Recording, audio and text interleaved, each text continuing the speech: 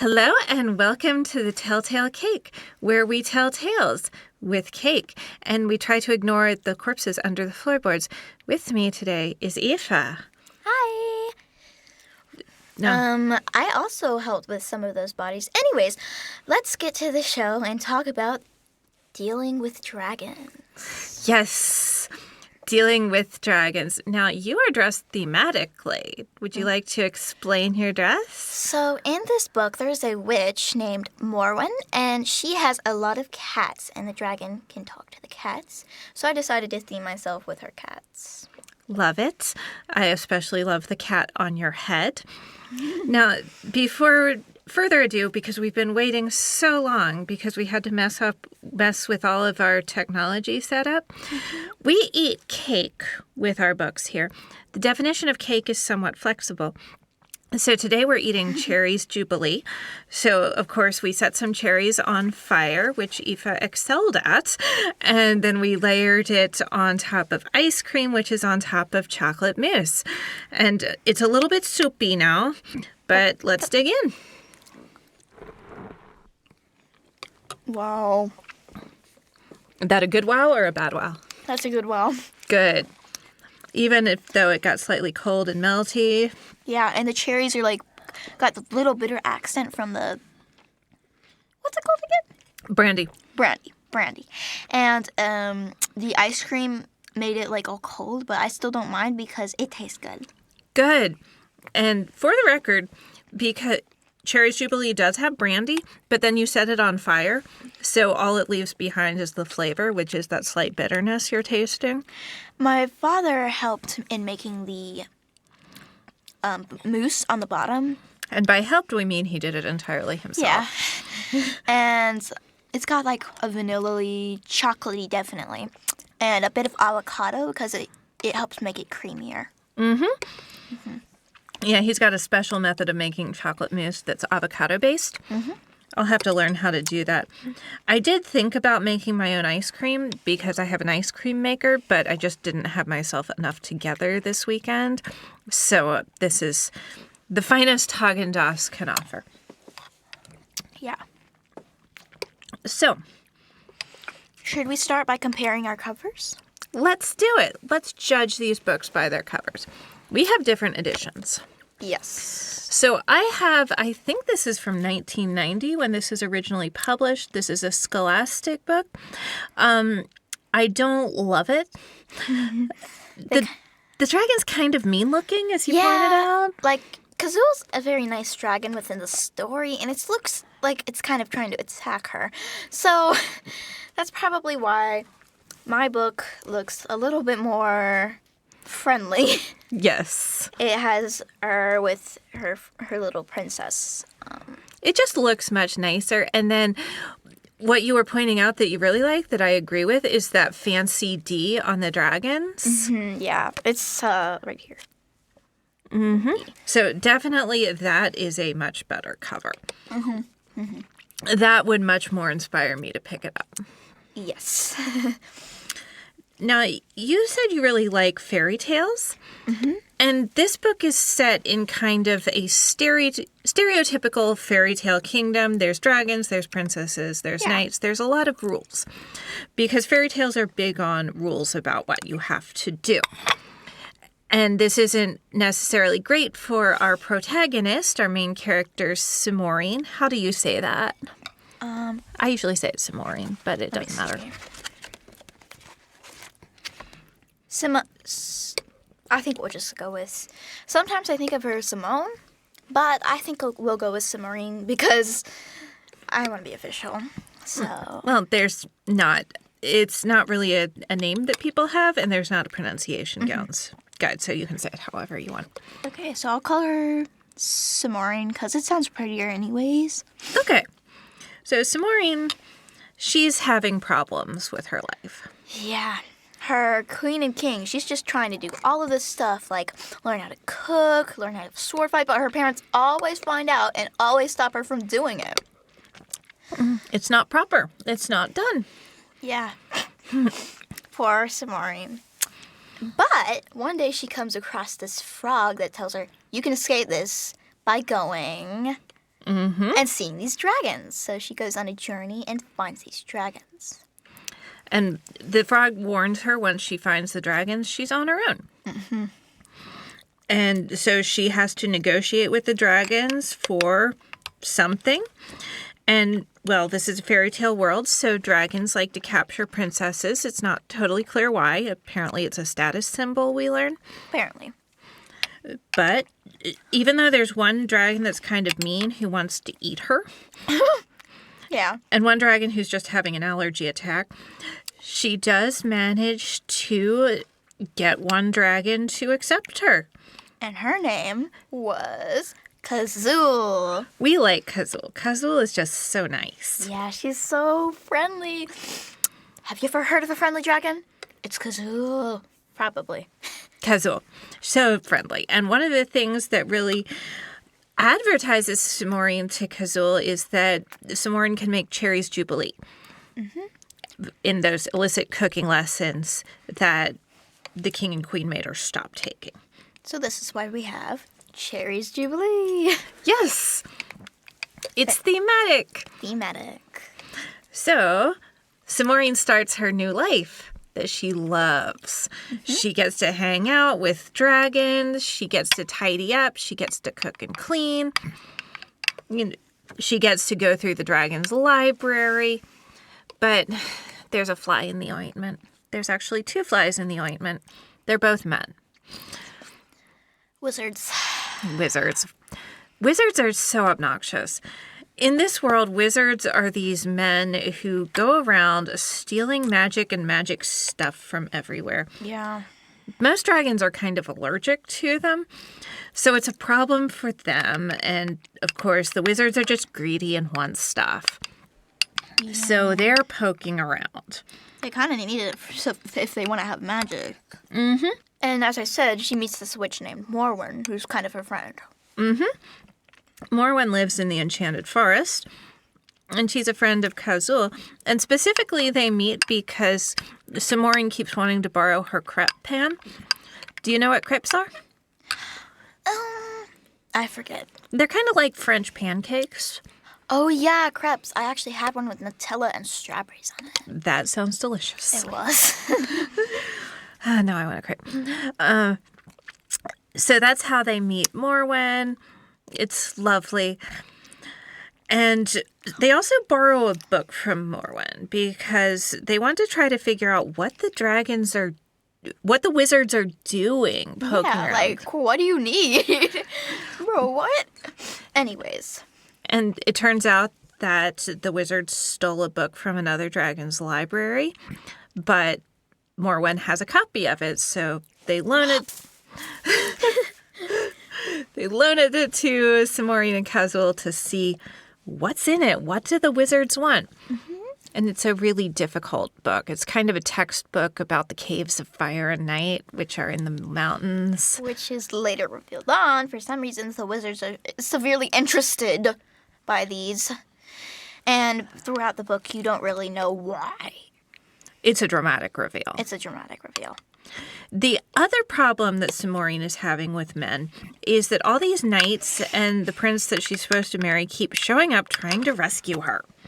Yeah, they're really annoying throughout the story because they interrupt her when she's cooking or cleaning. And she's like, okay, just go away. I don't want to be saved. Thank you. Bye. But they don't really listen to her. They don't believe her that she's fine. They just tell other people to go and get her. Mm-hmm. And there's one who always comes back. Which Therendil, which she actually told him that she had broken her ankle or sprained it, and that kept him away for a little, but then he came back. Yeah, he just won't believe her that she's fine and just keeps coming back. And then they're looking for this potion to not get roasted. Yeah, they do live with dragons, so it's a good idea for them to come up with a fireproofing spell. Mm-hmm. So Samorin is working on that, and she actually gets help from another princess who's being held captive by the mean dragon that wanted to eat Samorin, Warog. There's some other princesses, but they're all stuck up and they don't like each other. But she was the only princess who was really kind, and the other princesses were like, you don't you dare talk. So those other two princesses were talking, and then she told them to leave, and she started hanging out with the cool one. Eleonora, I believe. Eleonora, yeah. So she made a friend. She's building a better life. She found a friend. Things are going great. But once again, Thorndale came, and they opened up a gin. Which you should not do. You should not open weird bottles. She even told him, don't open that bottle. It's got a lead stopper. You shouldn't open it. He opens it anyways. And of course a djinn comes out and threatens to kill them. Yeah. But then they're like, it's not your 2,000 years' time, so you can just go back in the bottle. They talk him back, but he also grants a boon. So, of course, Thorndale wants to defeat a dragon, and the djinn is like, okay, sure, whenever you fight a dragon next, you'll surely defeat him. Simorine just wants powdered hen's teeth, because they need that for the dragon's fireproofing spell. Yeah. So she needs a pretty casual thing. Magic sounds like this weird combination of cooking and a scavenger hunt. Yeah. I don't know where I'd get powdered hen's teeth, especially because I'm not totally sure that hens have teeth. Yeah, they're probably like a magical creature. In fact, I'm fairly sure that hens don't have teeth. Yeah, they don't. That's what makes Chica and Five Nights at Freddy's so scary. Yeah. So how is she getting powdered hen's teeth? That never occurred to me until I don't know. Maybe she met Chica or something. Maybe. Ugh. So she gets hen's teeth from a creature that doesn't have teeth. So she and Eleonora come up with their little fireproofing spell. It works great. It's really convenient. Thorndale, through the magic of semantics, or how you talk, has to go defeat the dragon for one of the annoying princesses. Because the djinn said when you fight a dragon, you'll defeat him. And Kazul is a her. And Simorine's like, well, so why don't you go fight this other dragon? The most annoying princess was defeated. Yay! Yay! They get to go happily ever after. Most people have good endings in this book, even the ones that we don't like Thorndale. Even the ones we don't like. So that kind of takes care of one of Simorine's main problems. But the other problem, the wizards, continues and is just getting worse. Eleonora and she are off gathering some more feverfew for the spell. Mm-hmm. I looked up feverfew. It looks kind of like daisies to me. Kinda. I don't know. I've never really seen feverfew. I've only seen it on the internet. Ah. With the power that is vested in me as someone with the internet. But they find one of the wizards is creeping and peeping around in this hidden valley gathering this weird plant. Dum, dum, dum. Dun, dun, dun. Turns out this plant is Dragon's Bane. What are the wizards plotting? We don't know. We don't know yet. We also meet another character who is doing some creeping and peeping around the caves of fire and night, and this is a prince made all of stone. Turns out he was trying to rescue people, that he wasn't really supposed to be rescued, accidentally got turned to stone. It's a whole thing. This is just one of those things that happens in fairy tales. Basically, there was this water that could magically be healed in this cave of fire and night, and he wanted to get the water. And they said that if you take the wrong ladle, which you're supposed to take the middle one, not the golden one. He thought, well, I'm just going to look at the golden one and, pick it up. And it started turning him his phone, but since it was healing water, he put his hand in, and that's why he's made out of stone. Mm-hmm. Simorine says she'll help him, but he needs to hang out in the caves of fire and night for a bit. There's two other things we need to mention because they're very important later. Mm-hmm. The first is she nearly gets eaten by this large angry bird, and she defeats the bird, and she gets some magical teleportation feathers. It kind of forced her to take them. Mm-hmm. But, they're magical teleportation feathers. Yeah. Could be useful. Yeah, it could be useful. The other thing is in one of the journeys that she takes through the caves of fire and night, she picks up a little pebble. It's kind of interesting. She just picks it up. Why not? Yeah. It's fine. It's fine. Probably won't be important or come up later. Probably. Probably. We'll ignore that.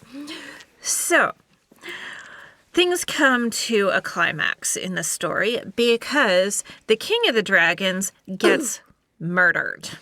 Murdered with dragon's bane. Should we talk about this other incident? Oh, yes. So, she, the princess, she gets some of the dragon's bane, and then Kazul burns it and breathes some in, so she gets sick. She does. So Kazul's kind of laid up. Mm-hmm. Which tells us just how nasty dragon's bane is. Mm-hmm. So when someone feeds the king of the dragons dragon's bane in his morning Turkish coffee... Very strong. Yeah, he just conks out immediately. Have you had Turkish coffee? Never. I've had Dunkin' Donuts lattes, though. Turkish coffee is a lot stronger. I love it personally, but it will make you very awake. It's very thick and very strong. I actually have ADD, so it makes me more tired. Aww. Yeah. So maybe you should drink Turkish coffee before you go to bed. Maybe. It's really fun. You get these little copper carafes, and you get to drink it out of these tiny little cups. It's very nice. My mom said that she actually really likes Turkish coffee. Anyways, back to the story. Yes. We love Turkish coffee. So the king of the dragons is dead, and we have to pick a new king of the dragons. And this is done with a feat of strength and endurance. Also, it doesn't matter if it's a girl or a boy. The king is just the name of the job. Yes. Just a note. Mm-hmm. So important later. Every dragon has to try carrying a magic stone from the caves of fire and night a certain distance. And apparently it has this weird vibration that's very unpleasant to most dragons, so they have to drop it. But one special dragon will be sort of attuned to it, and then that dragon will become king. Yay. But the wizards are going to rig it. We hate the wizards. No. Don't rig it. Let whoever's going to be king be king. Have fair trials. But the wizards are going to rig it specifically so Warog, the dragon who, if we recall, wanted to eat Samorine and is Eleonora's dragon, will become king because Warog made this deal with the wizards to get a kingship, and in exchange he'll let them hang out in the caves of fire and night a lot more. So bad. We just do not like the wizards. Like, Wargogs is just so annoying. Wargogs, stop, bro. Yeah. Why are you helping them? Yeah, get it together, dude. So this is succeeding, but Samorine is going to fix it. And they kind of figure out about this plot because the Stone Prince, that we forgot about it, was eavesdropping on this plot, and he relays it. So Samorine's like, okay, we need some stuff. First of all, let's go collect Morwen, talk to her.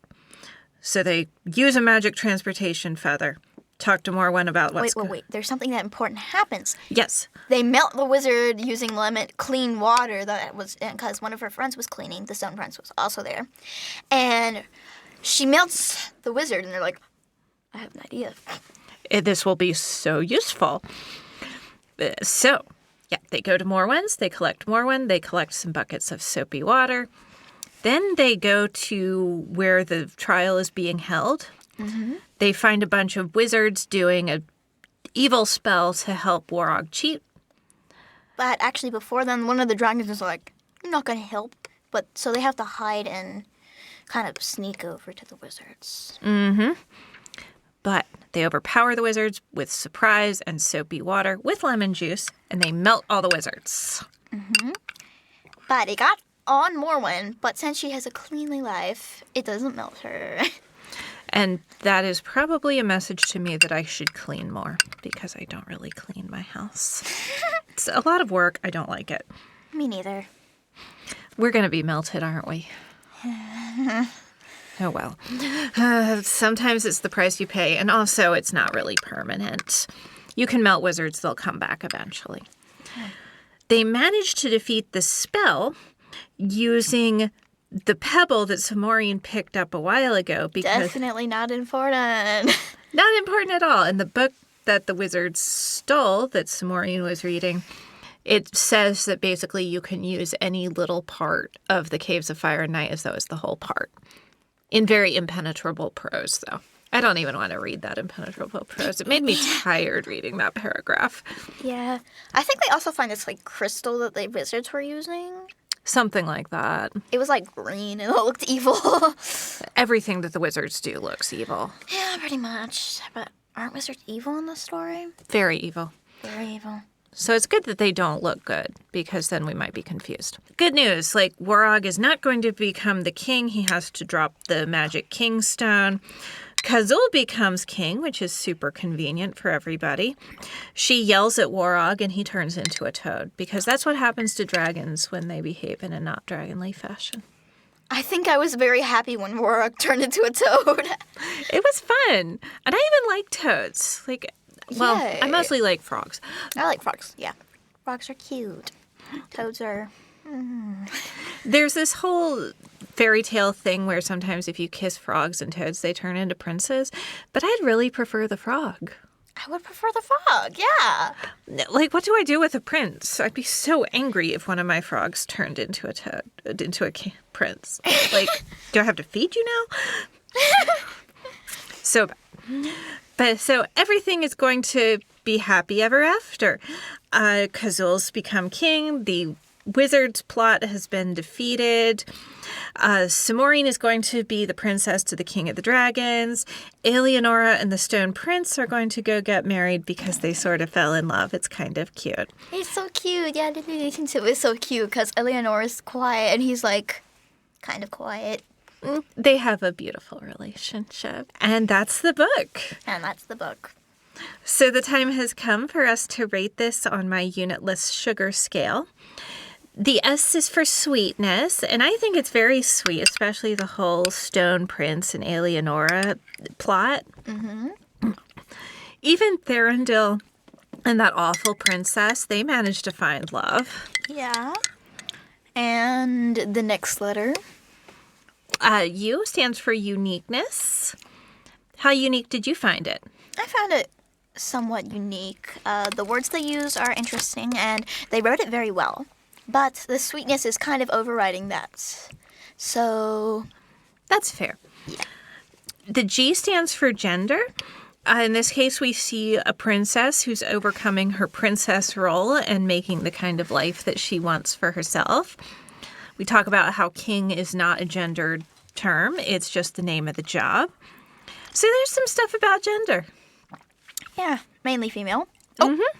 The A. The A stands for axiness. This is a little odd. Franz Kafka once said that a book should be an axe for the frozen sea inside us, which I think means, does it make us look differently at the world? Does it really emotionally affect us? Not really. Not really, no. I like this book, don't get me wrong. It's a very fun read for me. It's one that I really liked when I was growing up, but I wouldn't say it's emotionally affecting. Not really. It's just the lizards make me feel annoyed. Yeah, even the bad guys, they're most annoying. And they're easily defeated. You can melt them. Yeah. Finally, we have the R, which stands for readability, which it's a little bit written in a slightly affected 19th century style. So all the chapter headings are It told me, it took me a bit longer to read it because of the way it was differently written of the things I usually read. Because I read, like, very modern books that are like Wings of Fire and Warrior Cats. So it was a little hard for me to read, but I really did enjoy it.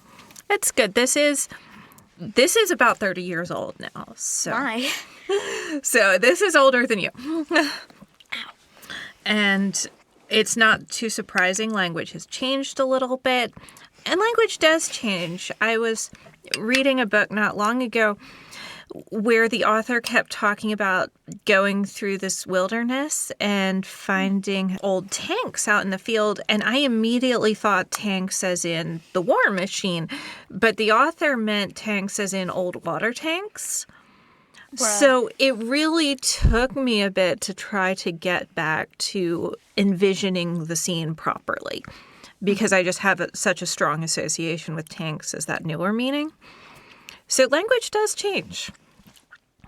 So, like, old water tanks? Yeah. Were they, like, haunted or something? No, it was just an old farmland, so they'd have water tanks out to irrigate. Oh. Right, like it's hard to immediately figure out what to picture when you read that.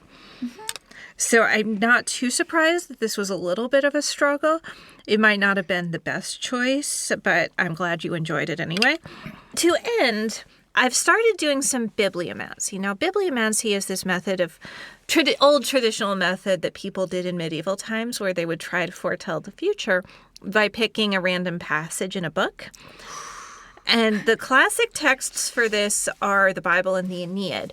So I brought along the Aeneid, and I'd like you to flip through it and point to a passage, just kind of randomly. To them should advise fortune so require? To them should advise fortune so required. So I think that just means that you should tell your own fortune. I don't know how much that is meaningful. My fortune is I will be a famous... I will get into that one high school I want to go to. Yes, you will. I believe in you. Here. You should have a turn on. Okay. See what your future is. Let's see. We supplicate who first received us glad to gain the shore, and at the altars throw the Phrygian veils about our heads. I think that means I should wear a hat. I am trying to become more of a person who wears hats. So far, I'm failing. Mostly because I forget I have them. It's just not a thing I think about when I'm getting dressed. All right, Aoife, thank you so much for joining us. Is there anything you would like to advise our readers to read? It would be amazing. I have these series that I really love, including Warrior Cats, as I said, and Wings of Fire, as I said. And they are... Warrior Cats is about these cats that, fight. And they are very meaningful books with these cats. A lot of them die very horridly. And I read it still because it's such a good book, in my opinion. Although, sadly, the characters are more focused on boys. There is some good characters in there, though. And the first book would be best, and it would introduce you into everything. And then... And who is that series by? I do forget because I usually get really sucked into the reading and don't pay attention to the author. But you may look it up online and look up Warrior Cats. It's a very popular series that a lot of people like. And then there's Wings of Fire, which is also focused on a lot of girls. And they're basically trying to save this world from a war. And each series has a different event. And these books are very theorized in each event. Okay. There's also comic book versions of both of them. But in the Warrior Cats, they're just focused on main characters that aren't really important to the book. Just lore, basically. All right. Warrior Cats. Read it. Thank you all for joining us, and like and subscribe.